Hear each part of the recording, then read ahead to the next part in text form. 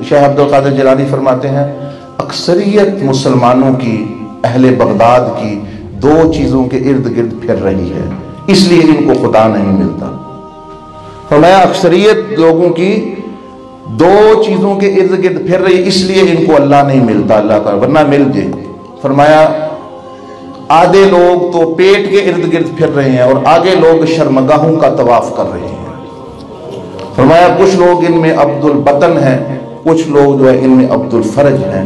रात दिन यही सोचना औरतों के बारे में, जिना के बारे में, शहवात के बारे में। फरमाया इसके अलावा उनको कोई काम नहीं है। उठते हैं तो यही, सोते हैं तो फोन करेंगे तो यही, तस्वीरें देखेंगे तो उनकी, बाहर जा रहे हैं जिना नहीं भी कर सकते तो कहते चलो आंखों को ही ऐसे जिना कर लें, चलो इसको देखा उसको देखा। हालांकि आपको नहीं पता कि ये जितनी भी उम्मत की औरतें हैं ये नबी अलैहिस्सलाम की रूहानी बेटियां हैं। किस मुंह से बंदा दरूद पढ़ेगा, सलाम पढ़ता है कि जिसकी बेटी को बुरी नज़र से बंदा देखता है। और बंदा भी वो ऐसा ना हो, अब आपकी बेटी है, पता नहीं मेरी बेटी, हमें पता हो या ना हो, जब आप किसी गैर महरम की तरफ देखते हैं आपकी नज़र बाद में पड़ती है, नबी अलैहिस्सलाम की नज़र पहले आप पर पड़ रही है। तो जिस बंदे का ईमान है हाजिर नाजिर का, उसको तो डूब मरना चाहिए शर्म से कि मैं हुजूर अलैहिस्सलाम मेरी तरफ देख रहे हैं तो मैं क्या कर रहा हूँ, क्या मेरा ईमान है, क्या मेरा यकीन है।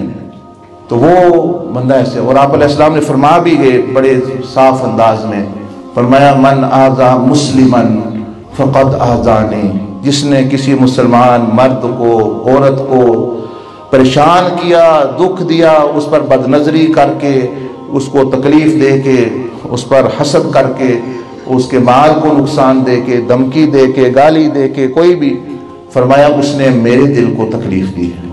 ये इसलिए हमें कहते हैं हजरत साहब मुझे तो कब ज़ियारत होगी नबी अलैहिस्सलाम की। मैं उनसे पूछता आपका बीवी से साथ तल्लक कैसा है, नबी अलैहिस्सलाम की उम्मत के साथ कैसा है। अरे वो तो बड़ा, वो तो अच्छा नहीं है, गाली भी निकल जाती है, मारता पीटता भी हूँ, बाजार में जाता हूँ तो औरतों को भी देखता हूँ। तो मैं कहता हूँ आपको तो शैतान की ज़ियारत होनी चाहिए। आप अगर उसकी नहीं हो रही तो ये अल्लाह का फजल है। नबी अलैहिस्सलाम जिसकी बेटी को तुम बुरी नज़र से देख रहे हो, बेटी को मार रहे हो, उनकी उम्मत के लोगों पर जुल्म कर रहे हो, तो वो हस्ती तुम्हें ज़ियारत कराए या मतलब शुक्र करो तुम्हारे ऐब छुपे हुए और तुम अजाब से बचे हुए हो।